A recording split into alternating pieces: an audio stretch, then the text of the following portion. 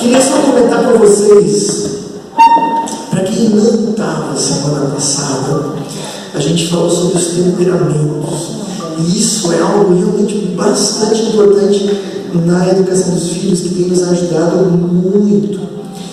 Então, quando chegarem os vídeos, vocês que não vieram no terceiro encontro, vejam o terceiro encontro, que ele realmente ajuda bastante. A gente comentou que esse estudo de temperamentos é muito antigo, mas que existem 4 tipos de temperamento principal. Eu queria saber como é que foi a semana de quem estava aqui. Porque normalmente quando a gente estuda temperamento, a gente começa a olhar para todo mundo. Sanguíneo, colérico, fleumático. Então a gente começa a ficar meio assim, né? Tentar ler todo mundo, assim. O que será que meu pai é? O que será que minha esposa? A gente começa de repente a... Mas é bacana que assim a gente também vai treinando a identificar esses temperamentos, o que ajuda muito a gente a lidar com as pessoas, não só com os filhos, mas essa é uma ferramenta que se usa muito em empresas, para lidar com colegas. Isso é uma ferramenta muito útil em várias esferas da vida. Então a gente comentou os 4 tipos de temperamento principais, só para dar uma revisada para quem estava e sintonizar um pouquinho para quem não estava. Temos 4 tipos de temperamento principais. Os coléricos são os de personalidade mais forte, aqueles que colocam as suas ideias com muita força para os outros, têm ideias muito concretas e colocam essas ideias. Normalmente eles são conhecidos como estressados. Às vezes, essas são as crianças coléricas, são aquelas crianças de personalidade muito forte, que se a gente piscar, elas estão mandando na casa.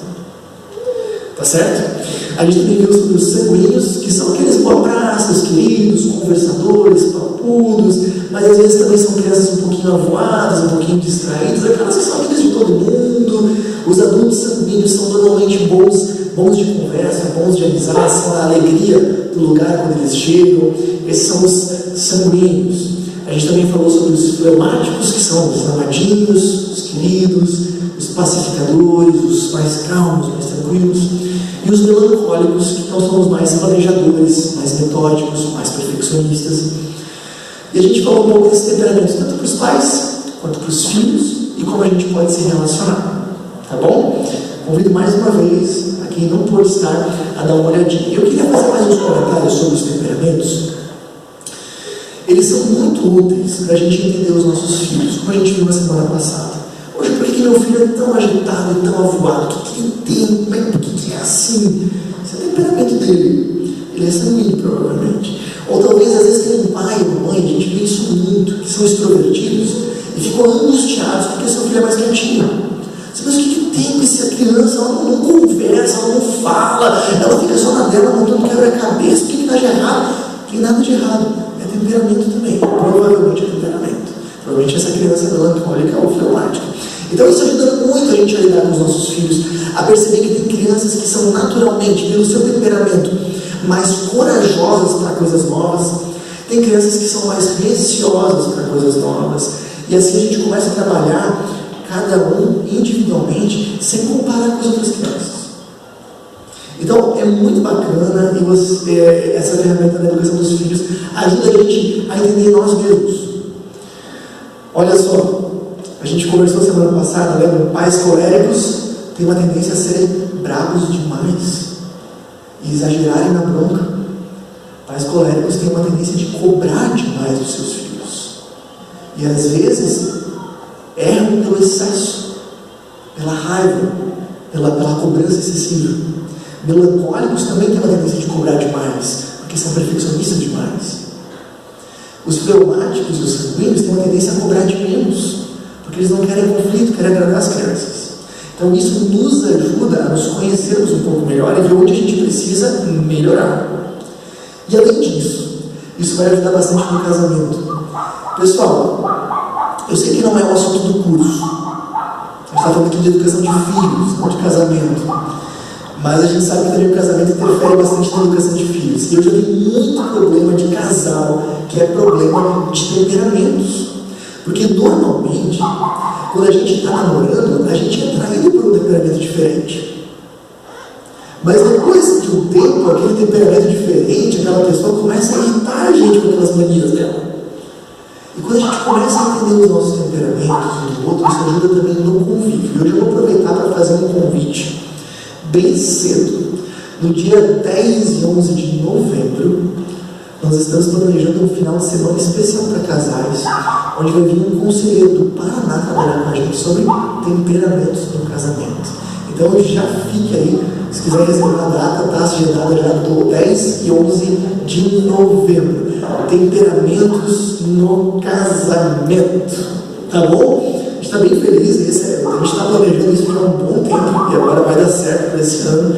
E a gente está muito contente de trabalhar isso. E eu tenho certeza que isso vai ajudar muito nos casamentos. Então, reserva a data. Muito bem. A gente já conversou então sobre afetividade com as crianças, já conversamos sobre limites, já conversamos sobre temperamentos e hoje nós vamos falar sobre dois assuntos muito importantes. Primeiro, eu vou pedir licença, se de repente tem gente entre nós que não é casada ou que por algum motivo talvez já é divorciado ou viúvo, só dá uma licencinha que a gente vai ter que dar alguns conselhos bem importantes para quem ainda é casado. Eu quero comentar uma coisa com vocês. Eu não sei se vocês já pensaram nisso, mas tem algo que vocês precisam guardar no coração. Investir no casamento é investir nos filhos. Lembrem disso. Investir no casamento, investir na união do casal, é investir nos filhos. Você imagina? Pai e mãe são a referência de segurança dos filhos, não é? E assim, para uma criança, o pai e a mãe estão lá. Quando nasceram, eles estavam lá. E não passa pela cabeça de uma criança que isso pode não ser assim, que pai e mãe podem se separar. E a gente já acompanhou alguns casos de divórcio. O impacto do divórcio nas crianças é muito grande. A gente sabe que são situações complicadas, que cada caso é um caso, a gente não quer julgar isso, mas o que a gente pode dizer é que toda separação ela tem um impacto muito grande nas crianças, que se reflete inclusive muitas vezes no desempenho escolar delas.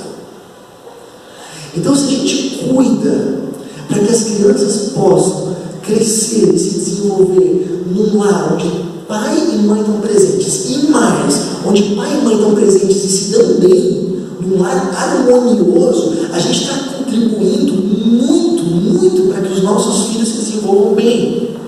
Então, sempre que a gente está investindo no nosso casamento, a gente está investindo na família toda.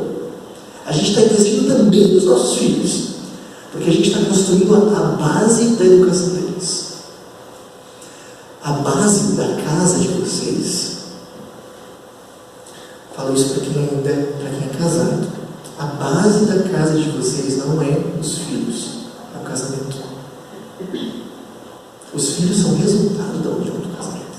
Tá joia? Quando eu falo casamento, pessoal, não estou falando só de quem casou na igreja, tá? Estou falando de quem está convivendo junto, de quem tem um convívio aí, quem mora junto, quem tem um convívio conjugal. Muito bem. O que a gente pode definir então? Muito bem, se a gente investir no nosso casamento, a gente está investindo nos filhos, o que a gente tem que fazer? Eu queria dizer para vocês uma coisa muito importante. Defina o casamento como uma prioridade. Sabe por quê? Eu lembro quando a gente estava esperando a nossa primeira filha. Eu imagino que vocês também passaram por isso na primeira gravidez. Quem está ali talvez está passando, né? Quando a gente estava ali na primeira gravidez, o que a gente mais ouvia eram depoimentos de pessoas animadas, dizendo assim: vocês vão ver, a vida de vocês vai mudar, nunca mais vai ser a mesma, vocês não vão ter mais tempo para nada. Dorme agora, porque depois vai dormir mais. Isso eu acho que foi o que mais a gente ouve. Eu acho que sim, assim, otimismo, assim, sobra otimismo nessa hora. E assim, é claro que não é tão desesperador assim, tá? Tudo bem. Só que uma coisa que qualquer um de nós aqui vai concordar é que antes dos filhos virem a gente tinha mais tempo. Não tinha. Depois dos filhos virem, a gente tem menos tempo livre. Isso é um ponto pacífico, porque a gente tem que investir tempo neles, só pelo simples fato. Então, se o casamento não for uma prioridade, algo que você realmente coloca como um compromisso, facilmente ele vai acabar ficando de fora. Facilmente você vai concentrar sua energia no trabalho, vai concentrar sua energia nos filhos, a energia que sobra na casa, e o casamento vai ficando de fora, porque afinal de contas, meu marido e minha esposa, ele é grandinho, ela é grandinha, ela vai entender. Só que, pessoal, entendam uma coisa: casamento é como se fosse uma plantinha. Se a gente não dedica tempo para o casamento, essa plantinha pode demorar mais ou pode demorar menos, mas ela vai murchar.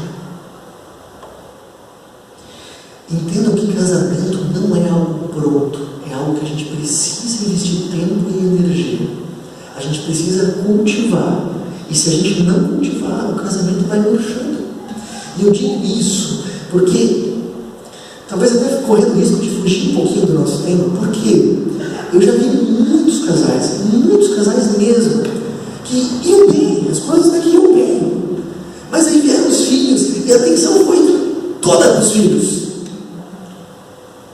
E aí o cônjuge ficou de lado, e com o tempo isso dá problema, acreditem em mim, dá problema. Então eu não sei como é que está a vida conjugal de vocês, mas uma das coisas que eu não queria terminar esse curso sem falar é: ame seus filhos, eduque seus filhos, se dedique para eles, mas por favor, não esqueça do casamento, porque sempre que você está investindo na sua vida de casal, você está investindo neles junto.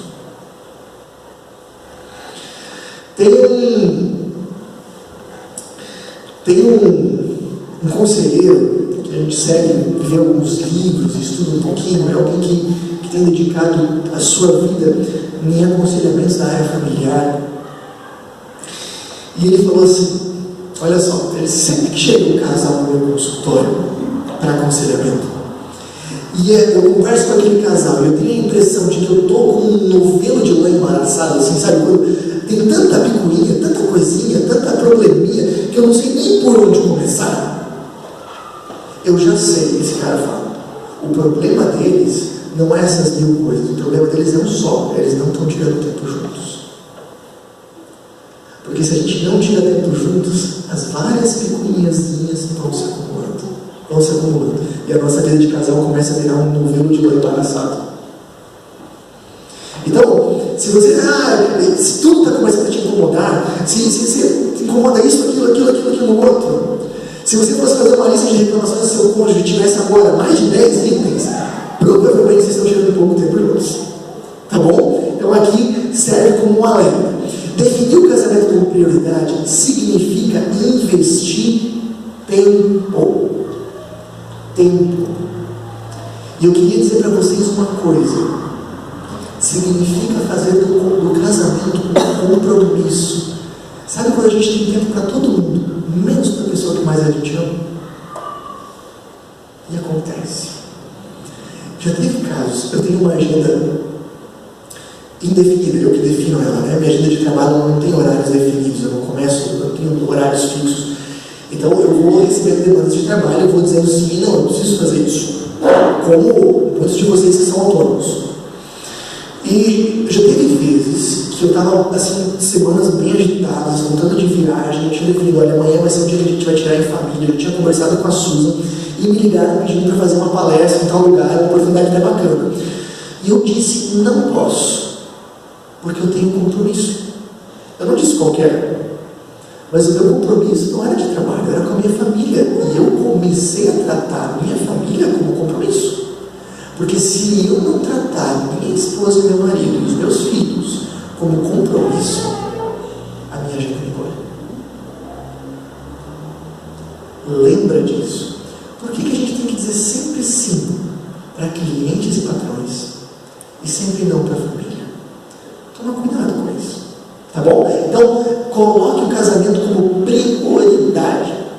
E sabe qual é o grande inimigo disso? O grande inimigo da gente colocar o casamento como prioridade é uma frase: dias melhores virão. Vamos ver aqui, olha, é uma citação do Rob Parsons. Ele é diretor executivo de uma instituição que se chama Care for the Family, Cuidado para a Família. É uma instituição americana que preza por fortalecer as famílias.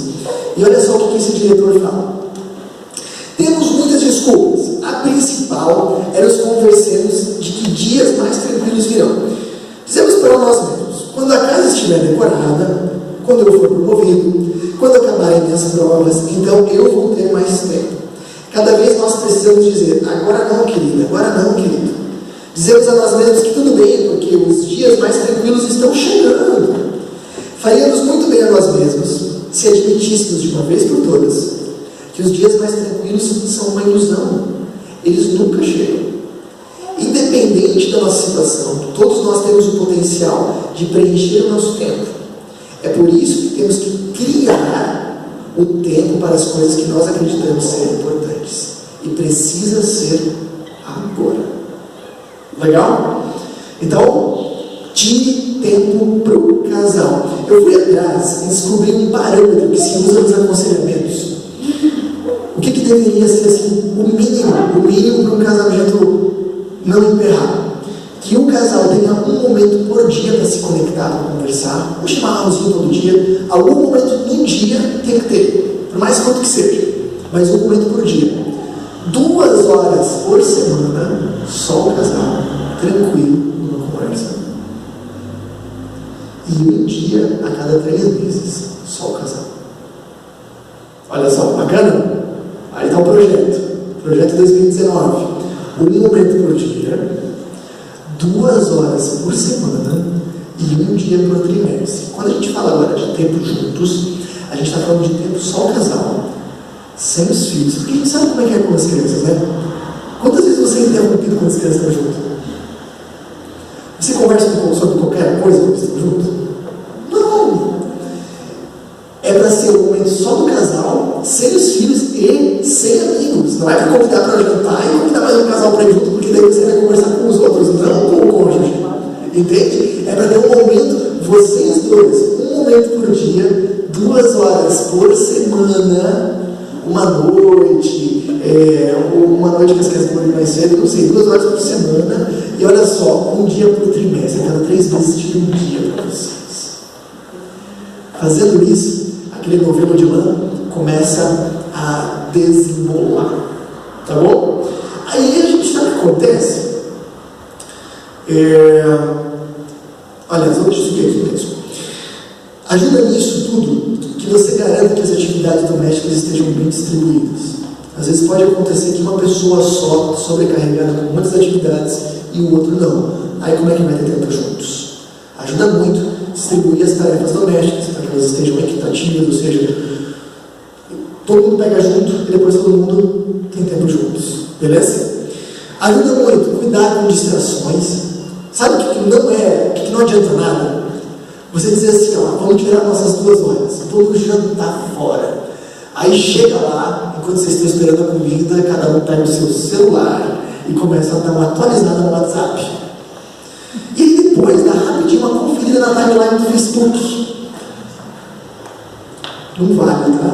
Não vale. Mesmo se conversar no WhatsApp com o cônjuge, não vale. Tá bom? Então, cuidado com as distrações. E a terceira coisa, não se sinta culpado. Às vezes, quando a gente vai tirar um tempo para o casal, a gente pensa, minhas crianças, tadinha, estão lá em casa, estão na avó, estão com não sei o quê, e nós aqui se divertindo, e nós aqui fazendo isso, aquilo, elas não estão com a gente. Pessoal, lembra do que a gente comentou no começo. Quando vocês investem nos casamentos, vocês estão investindo nos filhos junto. Vocês não estão só beneficiando vocês mesmos, o casal. Vocês estão beneficiando a família toda, porque o que os filhos de vocês mais precisam é ter uma família harmoniosa para se desenvolver. Tá legal? Tranquilo? Vamos nessa? Definir o casamento como prioridade também significa investir recursos. A gente tem dinheiro para um monte de coisa, menos para investir no casamento. Tirar um dia para ir no hotel vai custar muito caro. Tirar um dia para jantar fora vai custar muito caro. Comprar uma florzinha para minha esposa, ou comprar, quem compra para o marido? Chocolate? Pode ser, né? Chocolate para o marido pode ser? É bom, né? Pode ser? Então tá.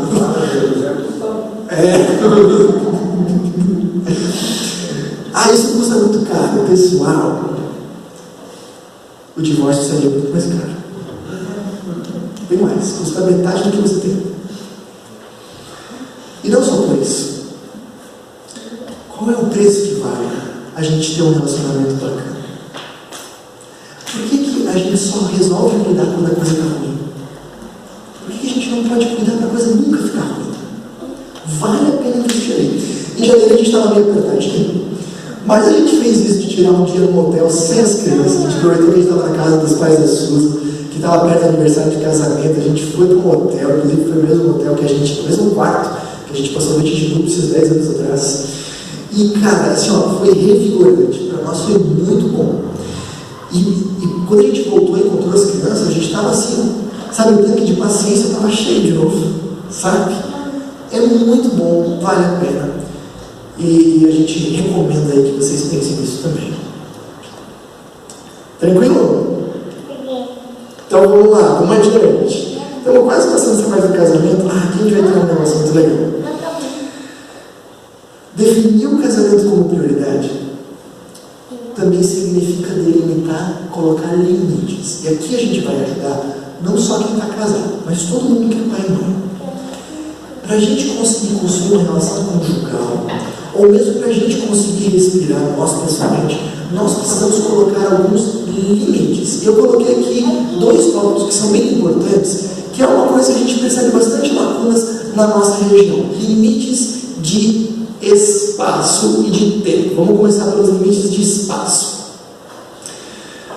Primeira coisa, vamos lá. Crianças no quarto dos pais.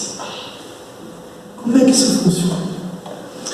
A gente vê bastante crianças assim que vão para o quarto dos pais, porque é bebezinho e tal, e que lá permanecem por bastante tempo. Quais que são as recomendações? Vamos conversar um pouquinho? Até 12 meses é uma conversa, tá bom? Do 0 aos 12 meses é uma conversa. Por quê? Muito bem. Ali as opiniões se dividem. Tem autores que vão dizer que tudo bem eles ficarem no quarto dos pais. Tem autores que vão dizer que quanto antes eles forem para o quarto deles, melhor. Quem diz que eles podem ficar no quarto dos pais alega que o fato deles estarem no quarto dos pais quando são pequenos diminui as chances de morte súbita, que, se vocês lembram, na época de bebês é um fantasma que às vezes a gente tem, a tal da morte súbita. Há quem diga também que, e realmente acaba se tornando mais cômodo para a mãe, especialmente no começo, quando tem bastante mamadas durante a noite. Então, estar com a criança no quarto, de repente, pode ficar um pouco mais fácil, não ter que ir até lá, amamentar, voltar, já fica ali perto, pode ser. Quem diz para fazer o quanto antes, alega o desenvolvimento psicológico. É bom para a criança que ela vá no seu quarto sozinha. Isso ajuda ela a desenvolver autoconfiança. É fácil a gente entender isso. Se a criança está no quarto dos pais, a confiança dela está nos pais. Eu estou aqui, estou tranquilo, estou seguro porque o meu pai e minha mãe estão ali. Mas se ela está no quarto dela sozinha, ela aprende a não depender dos pais e da mãe para fortalecer sua autoconfiança. Eu posso ficar aqui sozinho, não tem problema, eu consigo. Então, do ponto de vista psicológico, é muitas vezes aconselhável que ela se desenvolva no seu próprio quarto. Tá bom? Mas muito bem.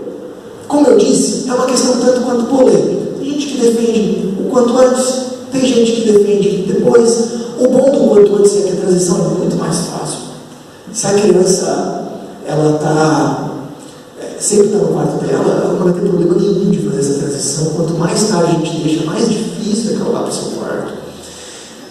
Cada um pode ter a sua opinião. E aqui eu diria para vocês, se vocês ainda estão nessa fase de 0 a 12 meses, pensem, conversem, reflitam, leiam sobre o assunto. Tem um monte de artigo na internet, tem um monte de vídeo na internet sobre isso, e tomem a posição de vocês. Susan e eu, a gente tomou a posição de fazer a transição logo, né? Os nossos filhos foram para o quarto deles, a Laura, se não me lembro, com 10 dias e o Bernardo com 15 dias, eles foram para o quarto deles. Foi tranquilaço. A Laura não tinha refluxo. A Susan dormiu um tempo no quarto dela, daí 4 meses no quarto dela, até o refluxo passar. Quando eu também podia, eu fazia lá, eu dormia no lugar dela. Desde então a gente usou a bala eletrônica. O Bernardo desde os 15 dias está no quarto dele com uma bala eletrônica que funciona muito bem, tem câmeras e tudo, é como se estivesse no seu quarto, mas a criança não sabe que você está espiando. Para ela está lá sozinha. E ela já vai aprendendo desde cedo que ela tem o seu lugar. Essa foi a nossa posição. Para nós deu muito certo, funcionou muito bem. E isso do quarto nunca foi um capítulo lá em casa. eles sabem muito bem que eles têm o quartinho deles. A menos quando está muito quente, só tem um ar-condicionado lá em casa, daí eles vêm para nós. Mas senão, eles vêm no cantinho deles. Agora, outra coisa é depois dos 12 meses. Aqui você encontra, aqui você não encontra nenhum livro, nem psicólogo, ninguém que diz, não, é bom para a criança ficar mais de 12 meses no quarto do pai e da mãe. Aqui você não diz. Tem gente que diz, não, tudo bem, dá para entender, tudo bem que alguns pais acabam fazendo, optando para deixar um pouco mais, mas recomendável não é. E não é traumatizante que seu filho saia do quarto do pai e da mãe quando ele já tiver mais de 1 ano de idade. Você pode fazer isso. Então, quem está com filho aí de mais de 1 ano e ainda está no quarto do pai e da mãe, pode começar a pensar em fazer esse movimento. Pessoal, eu vou dizer para vocês a minha opinião. Eu acho que é muito bom para a criança entender que ela tem o quarto dela, pai e mãe tem o quarto dele, e aprenderem a se virarem sozinhos. Eu acho que fortalece e eu acho que é muito, muito bom. Pensem nisso com bastante carinho, tá bom? Filhos na cama dos pais.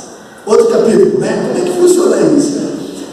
Li, fui atrás, procurei artigo para um lado, para o outro, dei uma olhada no livro que eu tinha lá em casa, fui olhar lá no Missambitiba, como é que ele via isso. Ninguém recomenda filho na cama dos pais, em idade nenhuma. Isso é realmente importante para a criança, que ela aprenda que cada um tem o seu lugar. Então, filhos na cama dos pais não é recomendável, tá bom? A gente tem uma amiga nossa que é médica e ela se especializou em desenvolvimento de crianças. E ela falou a mesma coisa para nós, Jorge. A gente conversou com ela quando a gente estava justamente esperando o nosso primeiro filho.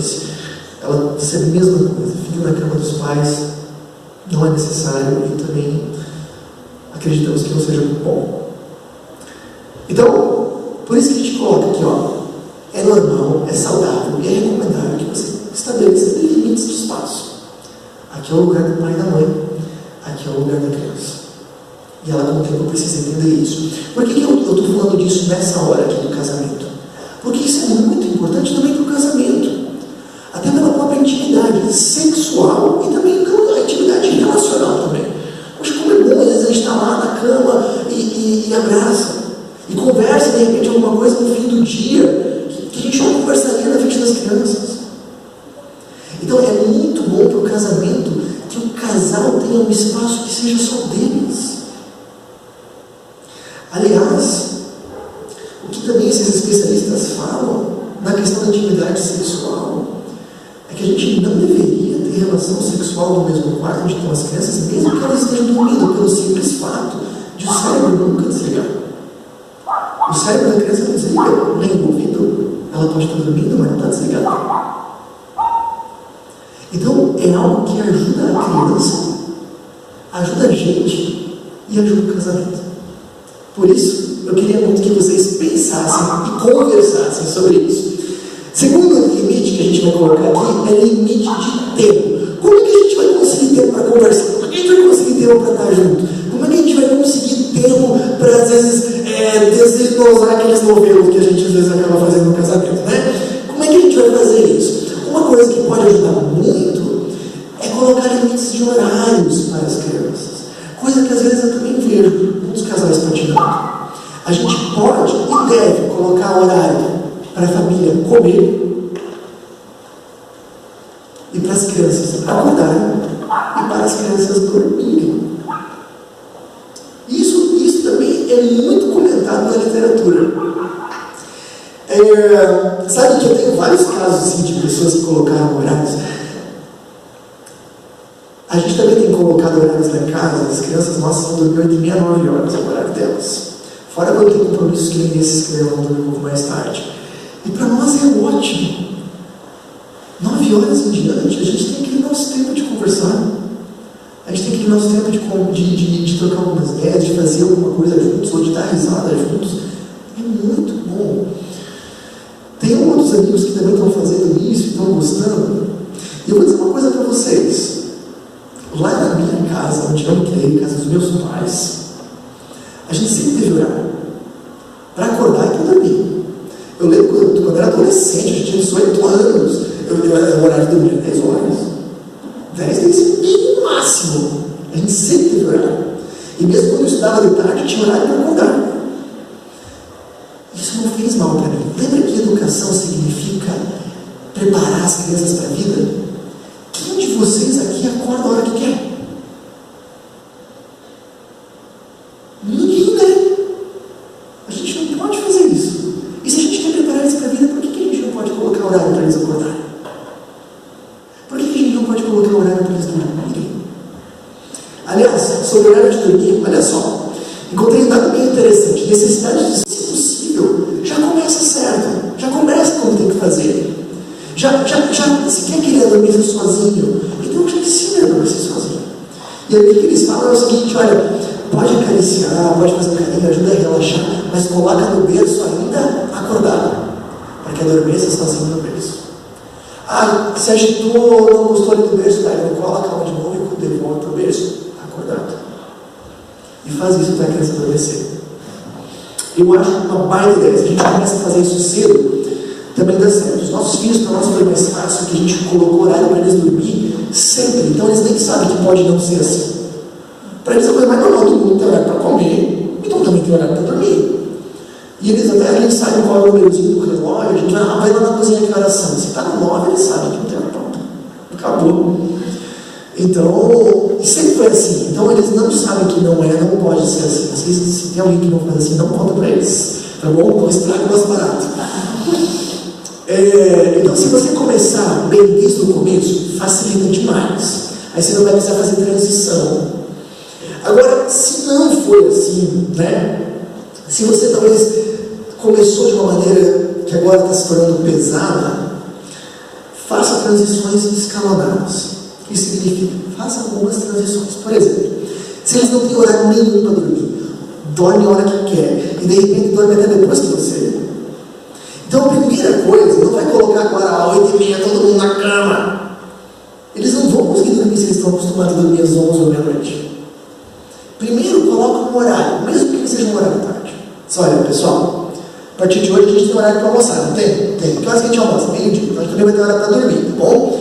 E vai ser, sei lá, às 11, às 10, depende de cada realidade. Coloca um horário, mesmo que seja tarde. E depois, que eles já se acostumaram a ter um horário, vai trazendo esse horário para frente.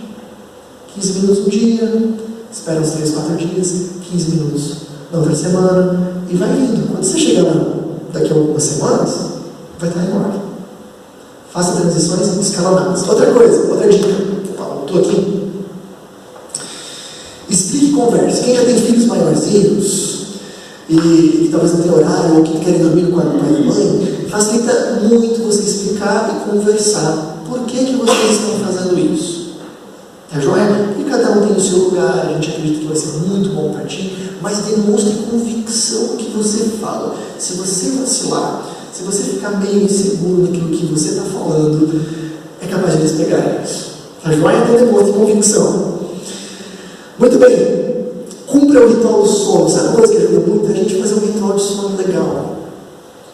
Escovar o dente, contar uma historinha, fazer uma oração, cantar uma musiquinha, fazer um ritual assim que seja gostoso e que seja bom ir para a cama.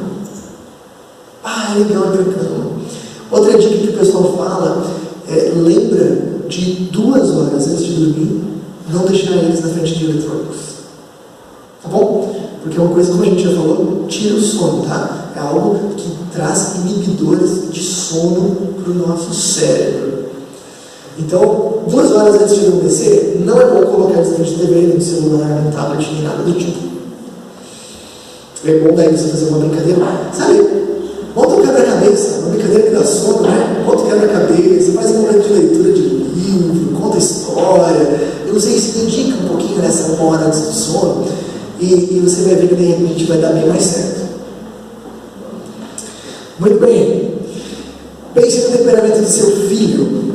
Ajuda muito para a gente fazer essas transições de horários. A gente precisa pensar no temperamento dele. Você lembra o que motiva um colérico?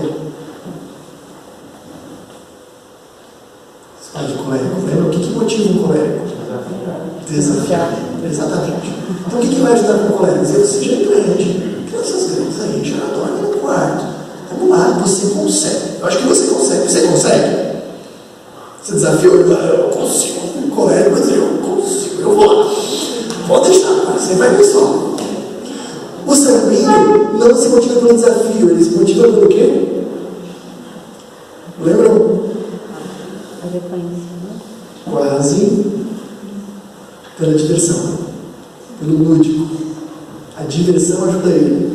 Então, se você fizer de alguma maneira que o quarto se torne algo mais divertido, talvez que ele tenha algum brinquedinho que ele possa levar para a cama, algum de bichinho que ele possa levar, isso pode ajudar muito o sanguíneo a fazer essa transição. Tá bom? O que motiva o fleumático? Agora é revisão, hein? Ninguém avisou que ia ter prova, né? Sacanagem. O fleumático é motivado pelo companheirismo. Você dizer, eu estou junto, nós vamos juntos. Você consegue. Você afirma ele e é companheiro dele. Então você fica lá um pouquinho com ele. Isso ajuda ele a se sentir seguro. E o melancólico se motiva com reflexão e paciência dos pais, que ele demora um pouquinho mais de tomar iniciativas. Então você ajuda ele a pensar, filho, tem algum problema de ir lá sozinho? Você tem algum medo? Que medo que você tem? Me conta. O que pode dar errado? O que pode dar certo? Você acha que isso realmente pode acontecer? Ajuda ele a pensar, tá bom? Então, pensa nos temperamentos. Outra coisa, defina como uma consequência razoável se regras forem descumpridas. Por quê? Se você disser, demora para dormir, você pode ter certeza que se eles não estão acostumados, eles vão tentar burlar a lei. Eles vão tentar. E eles só vão tentar de parar quando eles verem que a batalha está perdida. Então você precisa não só colocar regra, precisa colocar uma consequência. Uma sugestão que os livros dão o horário é dizer 10 horas. Se você sair da cama sem autorização, amanhã é 15 minutos mais cedo, 9 horas e 45. Se sair 2 vezes, meia hora mais cedo. E cumpra. É uma ideia que de repente pode ajudar, especialmente com crianças maiores que já têm um pouco mais de noção de tempo. Tá bom? Mas coloque aí uma consequência. E última, e muito importante, seja firme, consistente e amável. Firme significa não vacilar. Dizer, vai ser assim. E uma vez que vocês, como um casal, tomarem essa postura, não dá mais para voltar atrás. Porque se voltar atrás, é muito fácil de perder o controle. É muito fácil da lei ser descumprida sempre. Então seja firme. A partir de hoje nós temos horário para dormir. E vai ser assim. E vai ser assim. Mantenha essa regra. Seja firme, consistente, por quê? A regra tem que valer hoje, tem que valer amanhã, tem que valer depois. Não pode mudar ela. Se mudar ela, eles vão tentar pular ela. Entende? E aí, por exemplo, você fez a regra da criança, agora na cama do pai e da mãe, não. Aí você vai acordar 1h30 da manhã com alguém no meio de vocês. O que você faz? Você levanta, pega, coloca na cama. Se a criança acordar, você diz, olha, não pode, vem aqui. E se você acordar 3h30 da manhã, de novo, e você tem que fazer isso, e cada vez ela vai fazer isso menos vezes, cada vez menos. Até que chegue a hora que ela não faça mais. Mas se você disser, deixa só uma vez, amanhã vai acontecer de novo. Tá joia? Pensa nisso. Então, pessoal, aqui então algumas coisas sobre cuidado do casamento, colocar limites e colocar limites de espaço e de tempo. Eu queria motivar muito vocês. Se vocês têm filhos com mais de 1 ano de idade, que ainda dormem no quarto de vocês e que não tem horários para dormir, tenta trabalhar isso, que é algo que eu acredito que realmente vai ajudar bastante. Para nós, é uma das coisas que mais tem ajudado. Mas a decisão é sempre de vocês, né? Tá legal? Eu queria agora, brevemente, passar mais um assunto. Espiritualidade na família. Vocês acham que espiritualidade em casa é algo importante? Vocês acham? Eu acho também. Aliás, eu tenho uma profunda convicção que é. E olha só, eu separei aqui alguns benefícios. Olha só, se o seu boa vida espiritual, eles provavelmente vão ter um círculo social saudável, vão ter amigos que pensam do mesmo jeito, que têm os mesmos valores. Isso pode ajudar muito, especialmente na época da adolescência.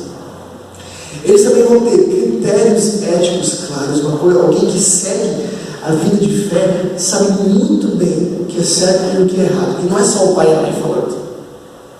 Isso ajuda bastante a gente. Porque às vezes pode parecer que é só o pai e a mãe falando e tal, talvez não leve mais muito a sério. Mas quem vive isso, vê outras pessoas dando bem claro, certo e errado. E isso ajuda muitas crianças. Quem tem uma vida espiritual desenvolve itens importantes do caráter, como humildade, gratidão, serviço ao próximo. Isso faz parte da vida espiritual. Sabe por que a gente faz oração antes do almoço? Por que a gente está construindo uma criança quando antes de comer a gente para e agradece a comida? A gente está desenvolvendo gratidão e está reconhecendo que o que está ali é um presente de Deus, que deu saúde para o pai e para a mãe trabalhar. E isso está formando na criança gratidão. Mas vamos lá, espiritualidade em casa ensina a valorizar pessoas e não coisas. A gente vive em um mundo tão materialista, tão voltado para as coisas, e justamente o lado espiritual ajuda a valorizar as pessoas, traz propósito. Sabia que espiritualidade saudável diminui sensivelmente o índice de depressão? Porque traz sentimento de propósito. Além disso, traz orientação concreta para o desenvolvimento de relacionamentos e construção de família. Gente, se tem algo que ajuda muito a gente a ter valores concretos para o nosso casamento, para a nossa família, é a nossa vida de fé. Olha, eu acho que 1/3 dos livros que a gente trabalhou aqui no curso são livros cristãos. Ajuda muito no desenvolvimento da família como um todo. Se você considera, se você considera que existe algo a mais do que a vida que podemos ver, então a espiritualidade passa a ser algo ainda mais significativo, é uma questão de salvação daí. Esses pontos todos de cima, até o Mateus vai dizer que realmente é verdade. O ponto de baixo, se você realmente acredita que existe algo a mais na vida, espiritualidade é uma questão de salvação para os seus filhos e para nossas famílias. Muito bem, é responsabilidade de quem? Quem que deveria ensinar os nossos filhos sobre a fé? É nós. Às vezes a gente delega isso para a igreja. Delegar a espiritualidade para a igreja é tão errado quanto delegar a educação para a escola. É responsabilidade do pai e da mãe. Eu imagino que praticamente todos aqui tenham batizado seus filhos. A gente só batiza crianças. O batismo cristão de crianças só é admitido pelo compromisso dos pais de ensinar a criança no caminho da fé. Senão a gente não batizaria. Se chegar para nós aqui um pai dizer, eu quero batizar meu filho, mas eu não vou trazer ele para a igreja, a gente vai dizer, então volta para casa. Pode voltar para casa. Porque a gente só batiza com o compromisso de que os pais eduquem os filhos na fé. E agora me diz uma coisa. De quem Deus um dia vai pedir isso? Entende? Eu sou responsável pela vida de fé do Bernardo e da Laura, enquanto eles não tiverem idade suficiente para tomarem as suas decisões. Mas eu não sou responsável pelos filhos de vocês. Eu estou aqui para ajudar os filhos de vocês no que eu puder. Mas minha responsabilidade são os meus filhos. De vocês são os filhos de vocês. Lembrem disso. A gente vê isso na Bíblia mesmo. Olha só o que ele diz lá na Bíblia. Ame o Senhor, seu Deus, de todo o seu coração, de toda a sua alma e de todas as suas forças. Que todas essas palavras que hoje lhe ordeno estejam em seu coração. Ensine-as com persistência a seus filhos. Converse sobre elas quando estiver sentado em casa, quando estiver andando pelo caminho, quando se deitar e quando se levantar. Amarre-as como um sinal nos braços e prenda-as na testa. Escreva nos batentes das portas de sua casa e em seus portões. Olha só, ensine-as com persistência a seus filhos. É papel de pai e mãe ensinar sobre Deus para os seus filhos.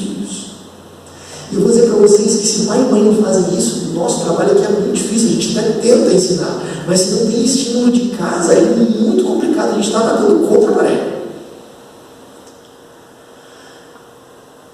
Um amigo meu, ele disse que ele tem um filho adolescente que está bem naquela idade perigosa, assim, sabe?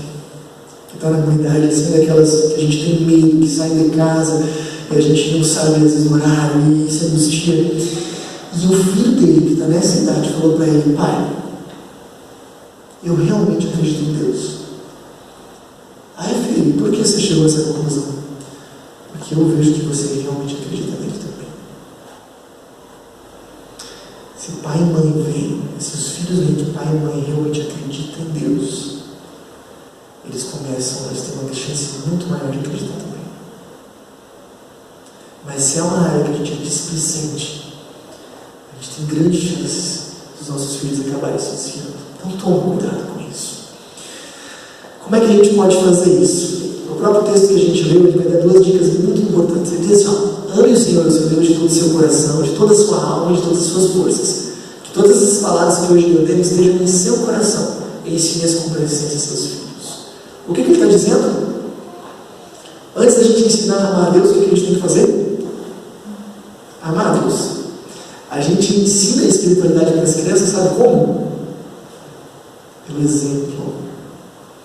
A gente não vai ensinar sobre Deus fazendo uma aula sobre Deus. A gente ensina sobre Deus vivendo com Deus, junto deles. A gente ensina eles a orar, orando junto com eles. A gente ensina eles a ir na igreja, indo na igreja com eles. A gente ensina para eles sobre viver com Deus, vivendo. A gente ensina a amar a Deus, amando a Deus. Está joia? E eu acho muito interessante que o texto fala para a gente ensinar a amar a Deus. Não fala para a gente dar um conteúdo para ensinar o Pai Nosso, ou sei lá o que. Não. O que a gente precisa fazer é que eles amem a Deus. Se eles amarem a Deus, o resto vai vir. O resto eles vão descobrir. E a gente só consegue fazer que eles amem isso se a gente também amar.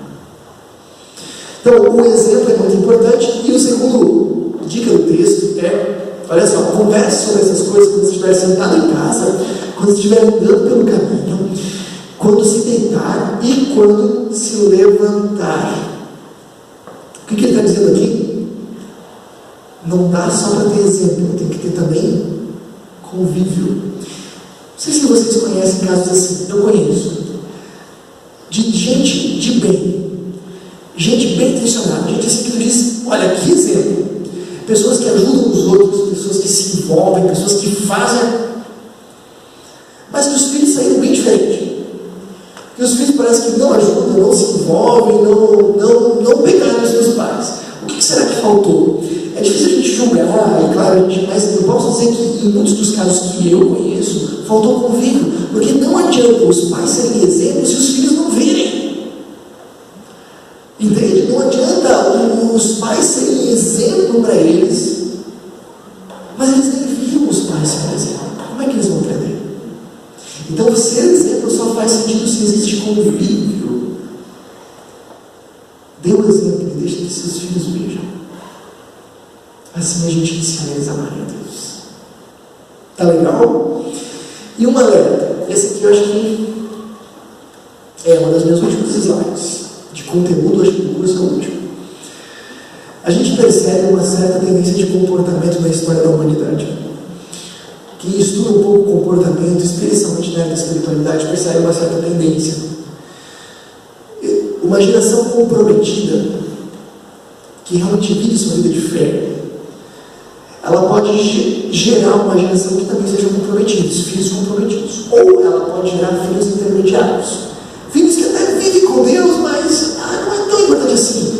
Filhos que vivem a fé não deles mesmos, mas a fé dos pais. Filhos que não oram, mas lembram que o pai e a mãe realmente oravam. Filhos que não levam muito bem a sua vida com Deus, mas lembram que o pai e a mãe levavam. Então, uma geração comprometida, ela pode ou ter filhos comprometidos ou filhos intermediários. Tá joia? Uma geração intermediária, aquela que vai mais ou menos, leva meio nas coxas, mas vai, ela pode ter uma geração intermediária, filhos intermediários, ou filhos da crise, ou filhos que realmente abandonam e não querem saber. Porque não faz muito sentido para a criança, se o pai e a mãe realmente não acreditam nisso, por que eu tenho que levar a sério? Então, cuidado. Uma geração intermediária muitas vezes gera uma geração de crise. E eu tenho medo, porque na nossa época a gente tem muita gente vivendo como intermediário. Eu não sei como é que vai ser daqui a 20 anos.